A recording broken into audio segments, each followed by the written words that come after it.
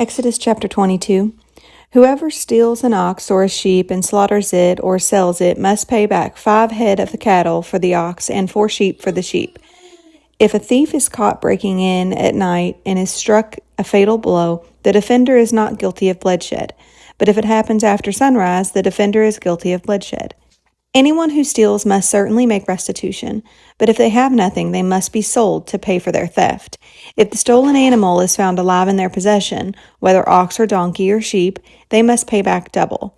If anyone grazes their livestock in a field or vineyard and lets them stray, and they graze in someone else's field, the offender must make restitution from the best of their own field or vineyard.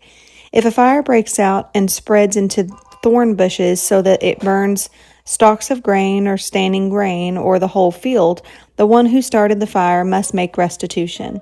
If anyone gives a neighbor silver or goods for safekeeping and they are stolen from the neighbor's house, the thief, if caught, must pay back double. But if the thief is not found, the owner of the house must appear before the judges, and they must determine whether the owner of the house has laid hands on the other person's property. In all cases of illegal possession of an ox, a donkey, a sheep, a garment, or any other lost property about which someone says, "This is mine," both parties are to bring their cases before the judges. The one whom the judges declare guilty must pay back double to the other. If anyone gives a donkey, an ox, a sheep, or any other animal to their neighbor for safekeeping, and it dies or is injured or is taken away while no one is looking, the issue between them will be settled by the taking of an oath before the Lord that the neighbor did not lay hands on the other person's property. The owner is to accept this, and no restitution is required. But if the animal was stolen from the neighbor, restitution must be made to the owner. If it was torn to pieces by a wild animal, the neighbor shall bring in the remains as evidence and shall not be required to pay for the torn animal. If anyone borrows an animal from their neighbor and it is injured or dies while the owner is not present, they must make restitution. But if the owner is with the animal, the borrower would not have to pay. If the animal was hired, the money paid for the hire covers the loss. If a man seduces a virgin who is not pledged to be married and sleeps with her, he must pay the bride price, and she shall be his wife. If her father absolutely refuses to give her to him, he must still pay the bride price for virgins. Do not allow sorcerers to live. Anyone who has sexual relations with an animal is to be put to death. Whoever sacrifices to any god other than the Lord must be destroyed. Do not mistreat or oppress a foreigner, for you were foreigners in Egypt. Do not take advantage of the widow or the fatherless. If you do, and they cry out to me, I will certainly hear their cry.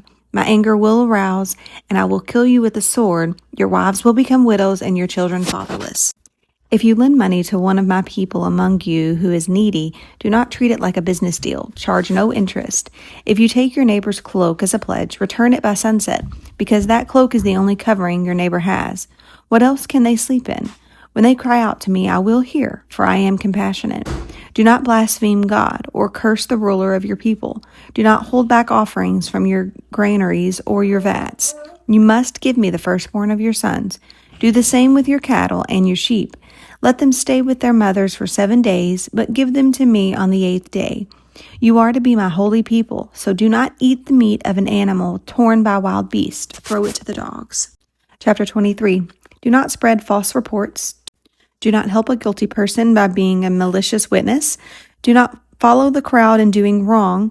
When you give testimony in lawsuit, do not pervert justice by siding with the crowd. And do not show favoritism to a poor person in a lawsuit. If you come across your enemy's ox or donkey wandering off, be sure to return it. If you see the donkey of someone who hates you fallen down under its load, do not leave it there. Be sure you help them with it. Do not deny justice to your poor people in their lawsuits. Have nothing to do with false charge, and do not put an innocent or honest person to death, for I will acquit the guilty. Do not accept a bribe, for a bribe blinds those who see and twist the words of the innocent. Do not oppress a foreigner, for you yourselves know how it feels to be foreigners, because you were foreigners in Egypt.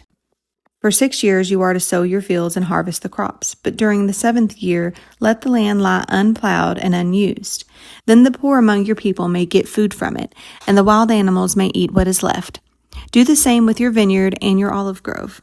6 days do your work, but on the 7th day do not work. so that your ox and your donkey may rest, and so that the slave born in your household and the foreigner living among you may be refreshed.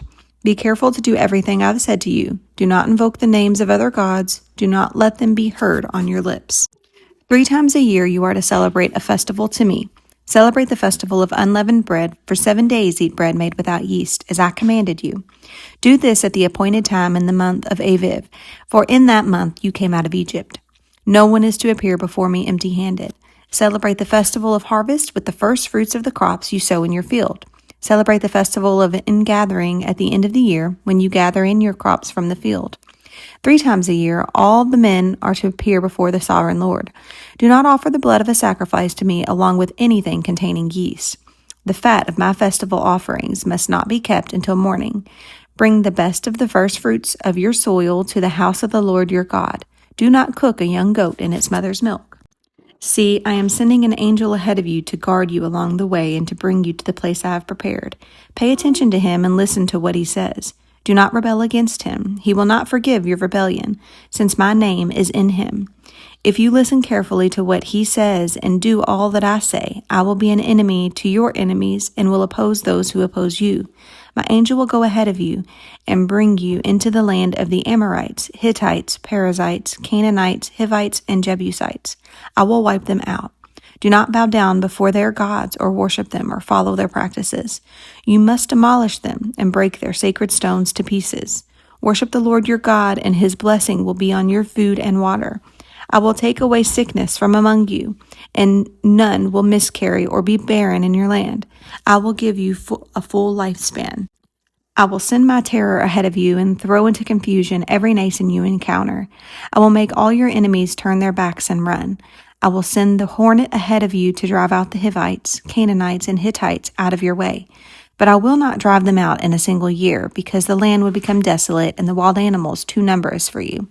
Little by little I will drive them out before you, until you have increased enough to take possession of the land.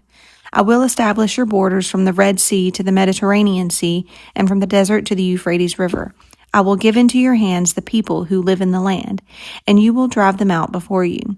Do not make a covenant with them or with their gods. Do not let them live in your land, or they will cause you to sin against me, because the worship of their gods will certainly be a snare to you. Chapter 24.